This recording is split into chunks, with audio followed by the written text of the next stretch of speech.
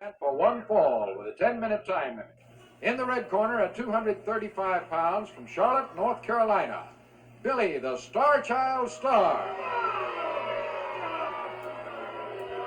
And in the blue corner at 242 pounds, the Mississippi heavyweight champion, Mr. Olympia. Billy Star dressed in the long black tights against you. Hear the cheers from the crowd. The man clad in red tights and red stars on the mask. The Mississippi heavyweight champion, Mr. Olympia. Bill, a non-title match, but a lot of action coming up nevertheless. That's right. Well, anytime Mr. Olympia is in the ring, you're going to have some fast, high-flying action. He's a tremendous competitor.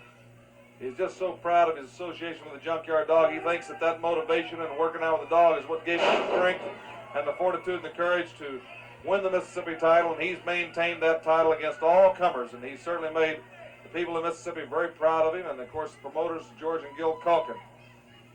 Great young athlete. Of course, a lot of people try to cast a lot of discouragement on the Junkyard Dog. DiBiase double-crossed him, saying, how can you even trust Mr. Olympia? But Mr. Olympia made it crystal clear.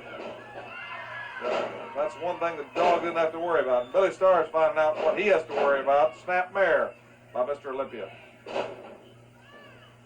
Billy Starr backing out of that ring. Mr. Olympia shows that he can move right around it. Like I said, it'd be fast action, high flying, high risk moves out there. Mr. Olympia throws all caution to the winds, and he catches Billy Starr.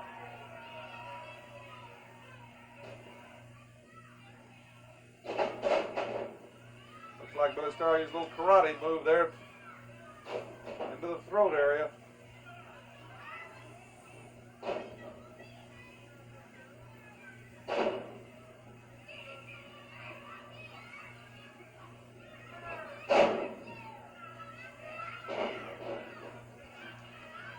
Billy Starr would certainly love to beat Mr. Olympia here on national TV because he knows Grizzly Smith is here. He knows all the promoters in the Mid-South area watching it.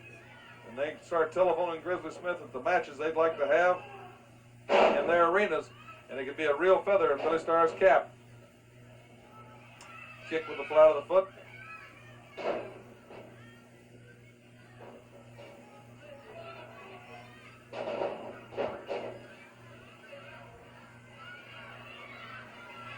Billy Starr going for broke.